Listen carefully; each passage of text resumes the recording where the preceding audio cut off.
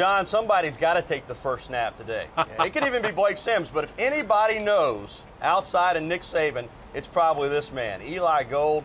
23 years on the Crimson Tide Sports Network. This is your 22nd year to do football. Yep. Pleasure to have you. Good to see you guys. And if anybody knows outside of Nick Saban, I promise you, with all due respect to your wonderful listening and viewing audience, I'm not going to say. Okay, well, there you go. But I have to ask, as a good reporter, what? Let's talk about the quarterbacks. So Coach Saban said on his radio show Thursday night, 3 series for one, then 3 series for the other, and they'll do it all over again.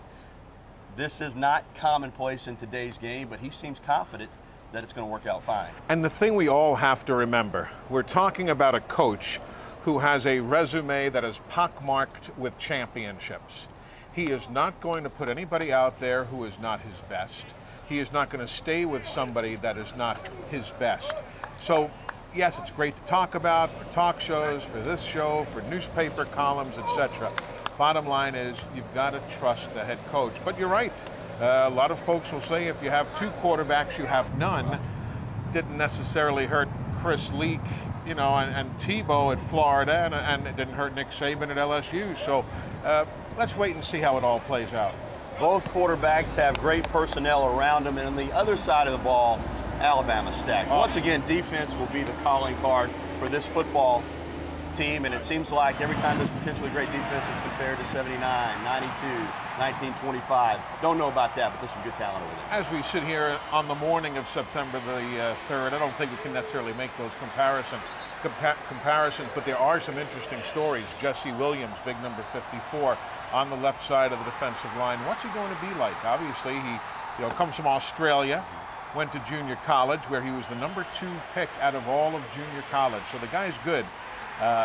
Is he going to be the next Marcel Darius? Who knows?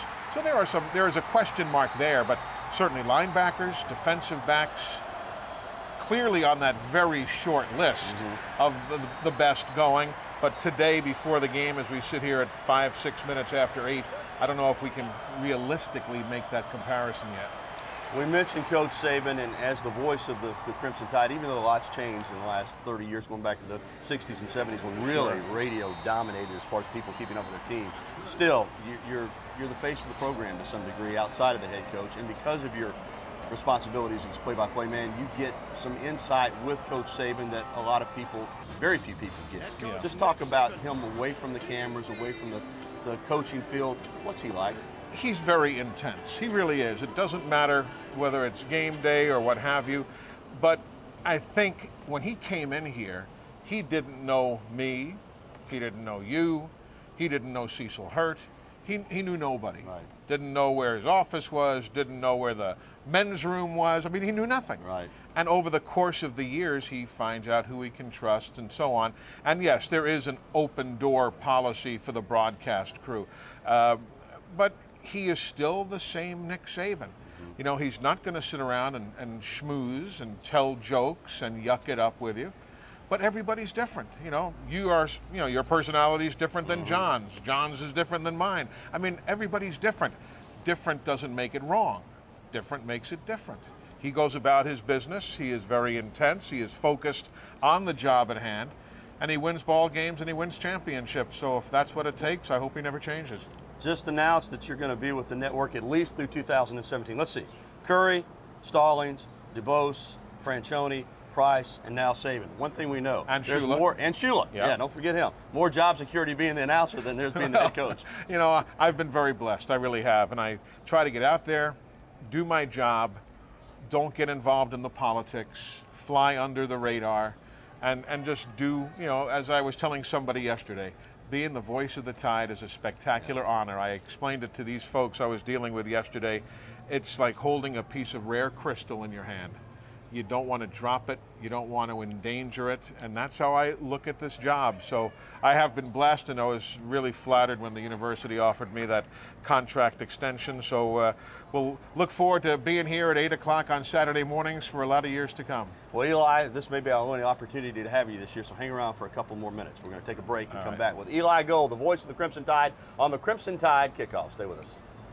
Back here on Crimson Tide Kickoff, it's already getting busy on the University of Alabama campus as we're about 3 hours now from kickoff. And we resume our chat with the voice of the Crimson Tide, Eli Gold. 22nd football season he is about to enter as the play-by-play man. And for the coaches, there's an unknown. For the players, there's an unknown. And as a broadcaster, there's an unknown. First ball games are so much more difficult in terms of their preparation. They are. I mean, number one, you have to unlearn the old numbers. You know, when you see number 8 out there, you got to remember it's Duron Carter. It's not Julio. Right. There are now, a couple of number 2s. You've got Tanae Patrick on one side, the Andrew White on the other side. You got to learn the new numbers. You've got, from a strict broadcasting standpoint, dealing with the formats, with the commercial lineup, getting all of that stuff in position and ready to go. And as advertising agencies tend to do, they sometimes drag their feet in getting you the commercial copy, all of this stuff that you have to deal with. Once you get game 1 in the books and gone, there is a very workable routine the rest of the way. But doing 2 sets of spotting charts and all of that, I'm not looking for sympathy, don't get me wrong. It's a great job and a great way to make a living. But yeah, there are items unique to the first week that we won't have to deal with again until the first week of 2012. And I think a lot of people around the country are going to find it interesting, your preparation. CBS is following you in the broadcast team around. They are. CBS is going to be doing a 1-hour show prior to their first national telecast, which I believe is on the 24th. And it's a show that's, and I don't know the exact name, but it's basically a day in the life of the Southeastern Conference.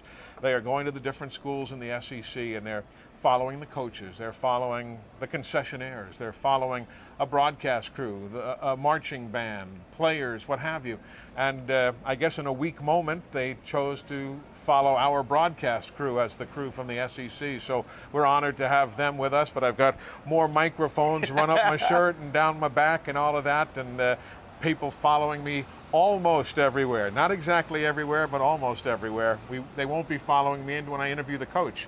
They'll stop at the door and they'll pick us up when we come out. But it should be an interesting show. I'm looking, not just because we're involved, but a day in the life of the SEC sounds like a great concept. Something you know well. Time, we're running out of it, but yes. People remember you as a sports talk pioneer in Birmingham too, the old Calling All Sports Radio Network. Yeah. You're back again on Sports Talk Radio. Back again, yeah, 97.3 The Zone in Birmingham, an FM station that converted just last week. And what we are doing with Stan White as my co-host on the morning show, we're doing something that we used to do umpteen years ago, and it's still very unique. We're talking sports. Real sports Real talk. sports. We're not talking character assassination. We're not talking trash. You want to call in and talk about, LeRon McClain being with Javier Arenas in Kansas City? We'll talk about it. You want to talk about the Minnesota Twins playing the Tigers? We'll talk about it. You want to talk Bama? Sure, we'll talk about that. But it's a real sports talk show. So mornings, 97.3 FM, The Zone. Swing by and check us out. Thanks, Eli.